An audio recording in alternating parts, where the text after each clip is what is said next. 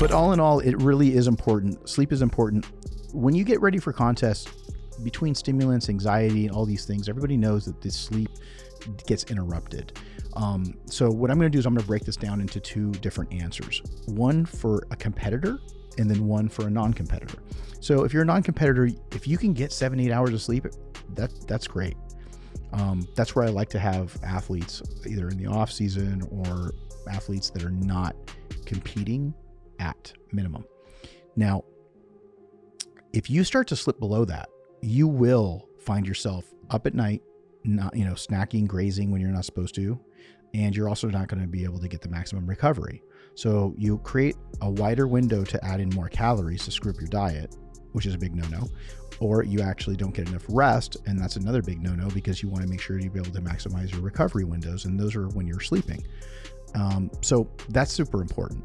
Now, on the competitive side, when you start to get ready for a show, you start adding in stimulants, you start leaning out, your natural sleep cycle starts to get, for lack of a better term, screwed up.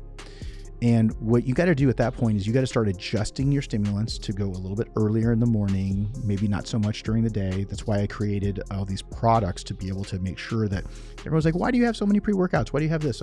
Because everything I do was designed around trying to get people to their maximum physique potential.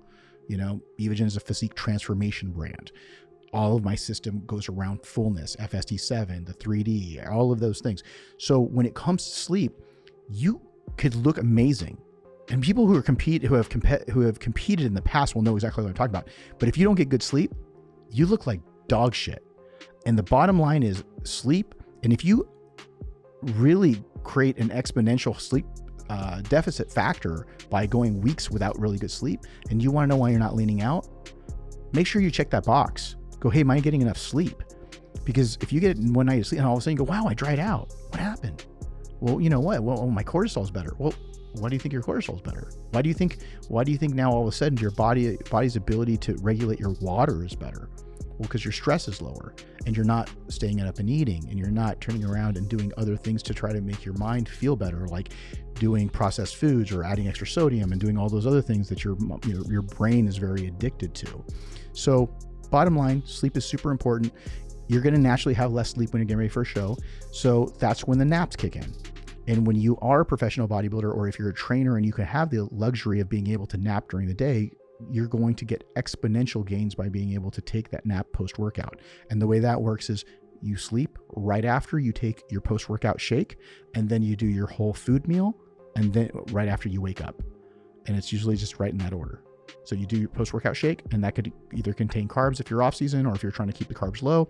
So I would do Isoject with Glycoject post-workout, and I would turn around and be able to, and then I would either taper that off getting closer to the show, or cut it out depending on how much body fat I needed my athlete to lose, and then let them take a nap, wake up, have their solid meal.